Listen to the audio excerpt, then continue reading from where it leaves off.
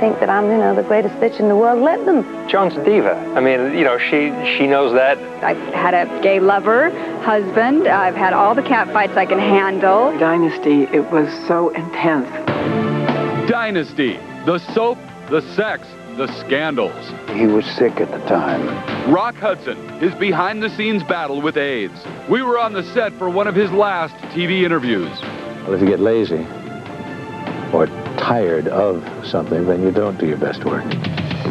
Joan Collins' real-life tragedy, how she dealt with the pain while her daughter was near death.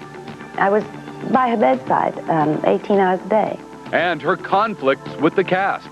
Joan's ego grew as the show grew. Linda Evans, what brought her to tears, and the love affair with the much younger Yanni. I believe in love. Heather Locklear's rock star marriage, and the show's bizarre connection to British royalty. Prince Andrew asked me to marry him.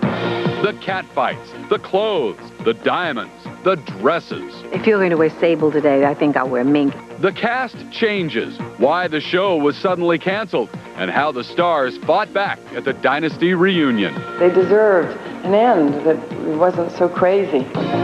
One star's drunk driving arrest, another's battle with breast cancer. All the stories you never knew. It's Dynasty, the real drama. They've not changed. They're as bad a bunch as ever. This is Entertainment Tonight, the most watched entertainment news program in the world. Hi, everybody, and welcome to Entertainment Tonight and our look back at the show that really defined the 1980s. I'm Bob Goen. And I'm Julie Moran, and Dynasty first aired in January 1981, just before President Ronald Reagan was inaugurated. Producers spent hundreds of thousands of dollars a week so the primetime soap opera could offer up glamour, greed, and excess. We brought a glamour back into people's lives, dealing with issues of power and money and greed, lust and love. The dresses were gorgeous. The sets were marvelous. The actors were just perfect. It was originally titled Oil, based on the lavish fortune the Carrington family had made in Colorado. But in an effort to attract a more female audience, the name was changed to Dynasty and was ABC's answer to the success of Dallas on CBS. Dallas was also about money, but Dynasty was kind of a glitzier version. It was more on the screen. There were real jewels, and I remember there were Pinkerton guards or somebody there when there were, $12 million necklaces being bandied about. I've got to go, darling. I've got to go alone. What audiences didn't know was that Blake Carrington was originally played by George Peppard in the pilot episode. A disagreement forced the character to be recast when Peppard proved to be too likable. It was my fault. I saw it one way and he saw it another. The original actor didn't please the producers, and they asked me if, because Aaron and I were very good friends anyway. He came back the next day and he had the greatest line I've ever heard. He said, oh, we're the same size, so you don't have to buy me any new wardrobe. Hello, Crystal. Alexis. Hi. The role of Alexis could have gone to Sophia Loren, but producers chose Joan Collins for her British accent and initially wanted her to appear in only 6 episodes.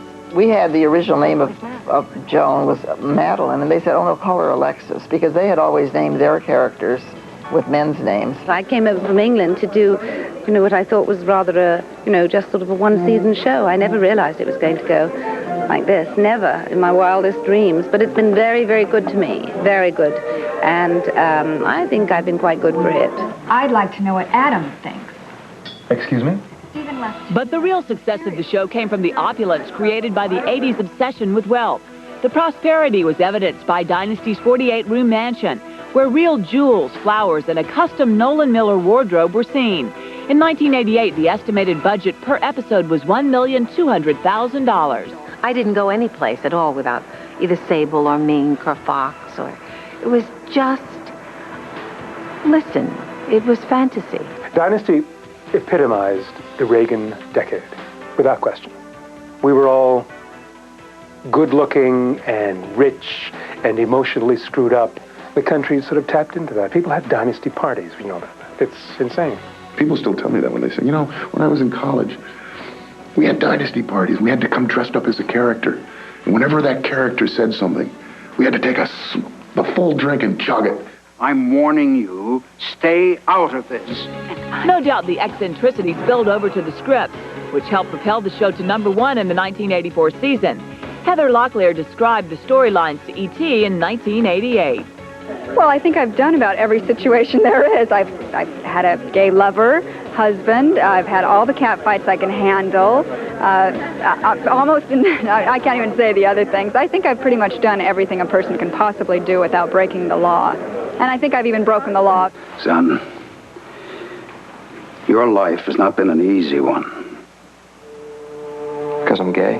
But from its inception, the storyline of Blake's gay son, Stephen, caused controversy. The network, as well as activists, were upset about the character's sexual preference. There was a lot of flack, and then sort of on both sides, because on the more conservative side, people were aghast that this was going on, and on the more liberal side, gay groups were kind of hoping that the character would be more explicit. That I'm not talking sexually explicit, but more open. Fans remember Stephen was first played by Al Corley, but when the actor complained about the show, he was killed off, then brought back by Jack Coleman. Fallon's Pamela Sue Martin left to do movies and was replaced by Emma Samms. My first day on Dynasty was extremely bizarre because it was a lot of flashbacks to establish that I was Fallon, the wife of Jeff Colby. And most of those involved being in bed. So John James and I, who had never met before, spent the entire day rolling around in bed together. Aside from creating a new fashion trend of hats and shoulder pads, Dynasty revolutionized TV at the time by turning older women into sex symbols. At the age of 50, Collins even posed for Playboy. She talked with us about it in 1985. Well, I did it for a lot of reasons. I did it to say, ha! So you see, 21-year-olds aren't the only ones who can look pretty. I don't need anyone. Toward the end of its 9-year run, Dynasty suffered lagging ratings and mediocre storylines. As the decade was coming to an end, so was the Carrington saga. It was right that Dynasty ended when it did. All of us characters had slept with each other. There was no one else to sleep with. We always used to say it's a good thing the Carringtons didn't have a dog. The dog would have been in trouble. It was so intense. Those 9 years were so amazing. I wouldn't have given them up for anything in the world. It was an extraordinary thing to experience. But at the end, we were all really exhausted in terms of we just wanted a life because you couldn't have a life. I mean, Dynasty was the life. There were actually 3 mansions used for the show, one in Northern California, another in Denver, the location for Dynasty, and the third in Pasadena, where the gardens and the pool area were used. The interiors were shot right here in Hollywood. Coming up on Entertainment Tonight's Dynasty, the real drama. Joan Collins, her lovers, her husbands, and her painful real-life family tragedy. When Katie was in the hospital, I was really devastated. Those fabulous over-the-top Dynasty fashions and how the stars feuded over who was going to wear what. Joan said, that is the look that you do on me. That's my look. And Rock Hudson's deadly AIDS secret and the fear that spread through the cast. It became a terrible atmosphere in the entertainment industry because people panicked, they became paranoid. Kisses were written out of scripts. That's next.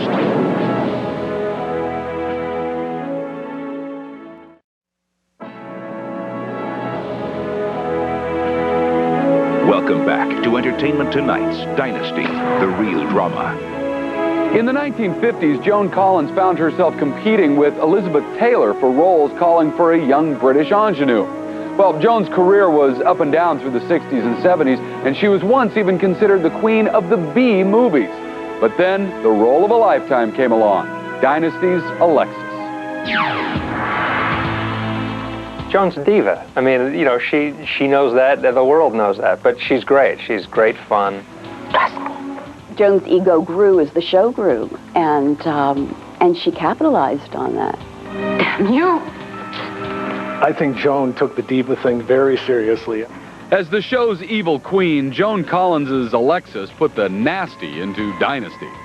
That little niece of Crystal's, I'd say she was a tramp, wouldn't you? In fact, Joan was so convincing in the role of the conniving, manipulative man-eater that she told us in this 1984 interview that people often confused her with her character.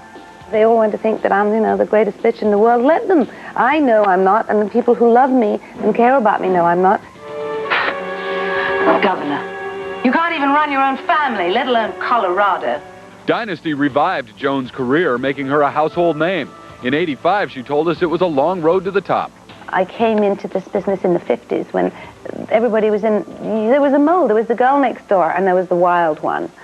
And I was the wild one. And her off-screen romances did nothing to dispel that image. Her first marriage ended after her husband tried to sell her to an Arab sheikh.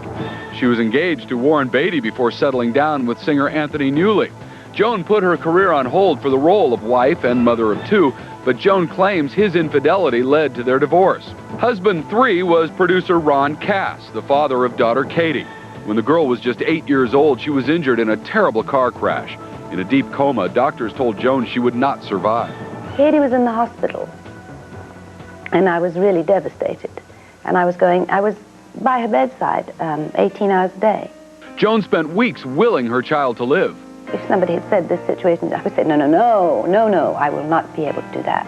I will not be able to go and sit and talk to her and virtually try and bring her back to life and smile all the time to her and talk to her. I didn't ever think that I could do that, and I realized that I suppose that is an act of survival, and I think that people can do the most phenomenal things. Katie lived, but the marriage floundered, and during Dynasty's heyday, Joan married number 4, Peter Holm. I don't need a husband, I need a wife. After less than a year, the couple was headed to divorce court. The media had a field day, with Peter pulling antics worthy of Joan's show. I can't be painted as just a gigolo, a cheap gigolo who's been just living off her. Cameras found Peter picketing Joan's L.A. home after she kicked him out. He claimed he was broke and asked for a $2.6 million settlement. I think he's a bit of a loser. Holm reportedly walked away with less than $200,000. Today, the 66-year-old actress shares her life with a man who is 15 years her junior. They've been together for over a decade. Since her Dynasty days, Joan has continued to work. She recently put the finishing touches on a Flintstones film sequel. And as Joan told us in 1995, she holds the key to continuing success in Hollywood. There's no way you're going to survive in this business for as long as I've been in it unless you're strong. This is not for the weak.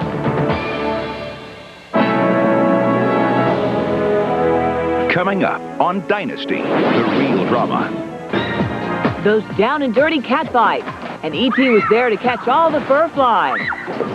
Strictly for dames. Heather Locklear's off-screen love life. I have a boyfriend, so I don't date. Her early marriage to Tommy Lee and what broke them up. And Linda Evans. She opens up about the men in her life and find out what brought her to tears. Just a second. You don't expect that to happen. That's next.